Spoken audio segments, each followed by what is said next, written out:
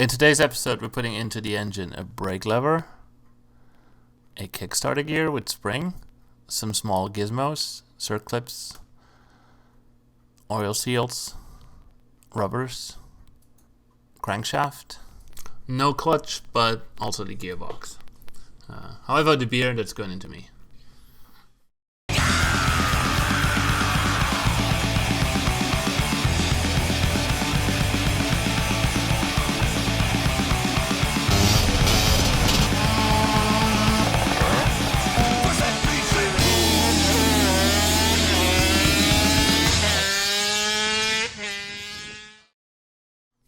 So in the last video we left off rebuilding the primary, and today we're getting ready to put it together. We first put in our Kickstarter buffers,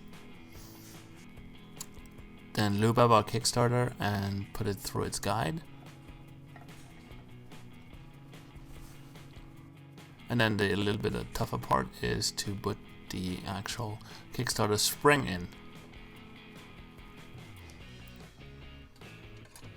Once you put it into its guide, you have to twist it all the way around until you can clamp it on back into its guide. It's kind of like a fiddly job. I ended up using this clamp so my spring doesn't pop out, and with the spring puller it was not too hard. Just turn around and boom, there it goes.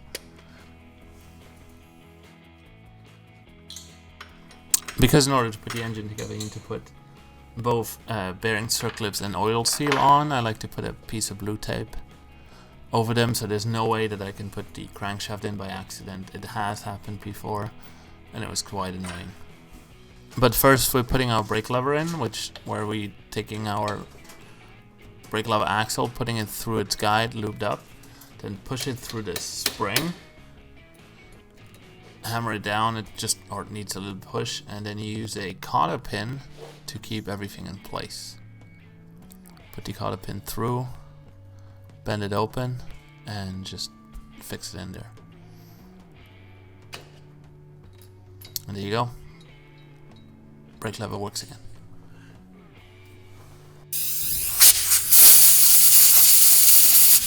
After cleaning up everything around the clutch side bearing, we put the bearing holders in. I just recently found out that I have the same ones on my P200.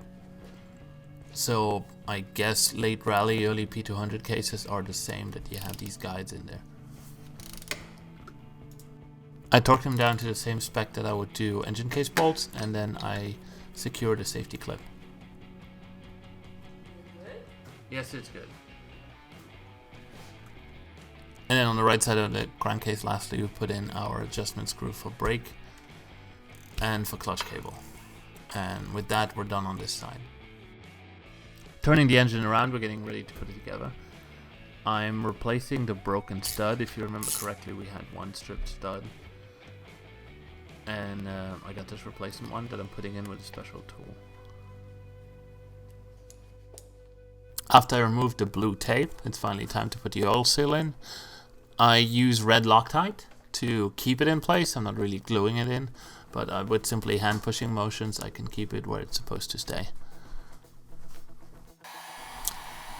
I'm heating up the clutch side bearings because we're getting ready to pull the crankshaft through. So I put this little special nut on the thread on the clutch side of the bearing of the crankshaft, and I'm using a crankshaft puller to push against the inner side of the bearing, and then with simple twisting motion I'm pulling the crankshaft into its position. I use the paper towels to keep the corners in place, and then it just slowly is being pulled in, and there's no force involved.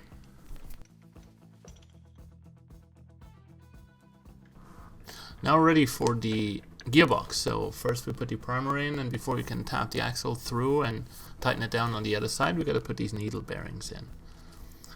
As they have a tendency to fall out, I like to use a big knob of grease, so I can basically just stick them in there and turn around the axle and they won't fall out. So if I remember correctly, it's 21 needles that you got to stick in there, stick them all the way around. And once that's done, gently tap the axle through and tighten it on the other side.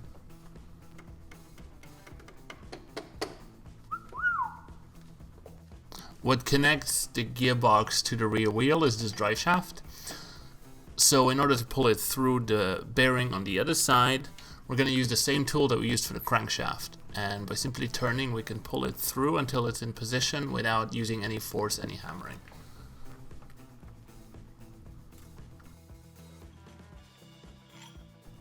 And before we put our gears in, like I did like 2 or 3 times before I realized I gotta first put the cruciform in before I put the gears in, we put our cruciform in and we tighten the selector rod in place. The selector rod is tightened by turning it left.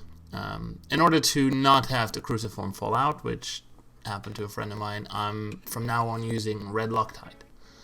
With the driveshaft held in place with a screwdriver, I'm simply using a 13 wrench and counterclockwise tightening the selector rod. And once the selector rod is in place, we can continue and put our gearbox in.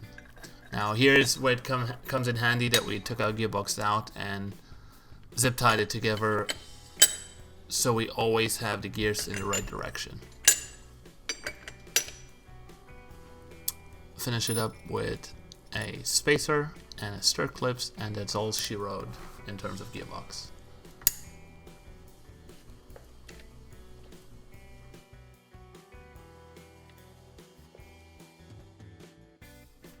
Gearbox wise, everything being in place, it's time to close up the engine, for which I grease up the main gasket, and I also like to pre-lube specific bearings where, for example, the Kickstarter goes in, and then from the other side the primary hooks up to the crankcase, and then we're ready to just gently tap the other half of the crankcase on. Make sure that it's in place properly, and just use your Kickstarter to gently turn the gears, and you'll see that, there you go, it slowly falls down. I use a couple of taps with rubber mallet and the engine is closed.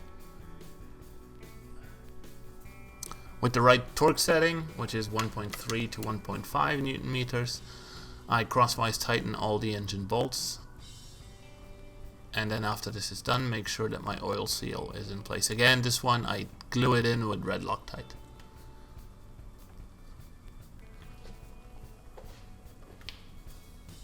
To finish up this side of the engine, I put on the Selector Box.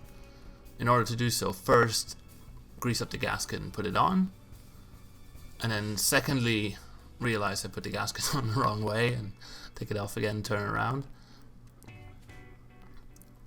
and then go ahead and slide the Selector Box on. I like to shift it past 4th gear, slide the little knob in place, make sure it's in there, and then gently tap it down, and the selector will put itself into proper position where it needs to be, and then tightening it down.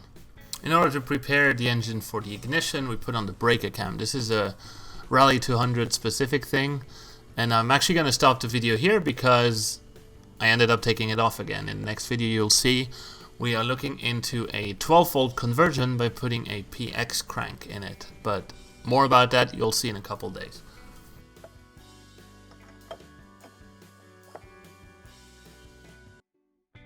So before I let you go today, I would like to bring your attention to our newly launched Facebook page. I put the links in the comments below, which keeps you updated on our new YouTube releases, as well as on our Instagram and Twitter feed. So if you could pop over there and give it a like, you will never miss anything. Until then, don't forget to subscribe, comment, like, all that good stuff, and I'll see you in the next video.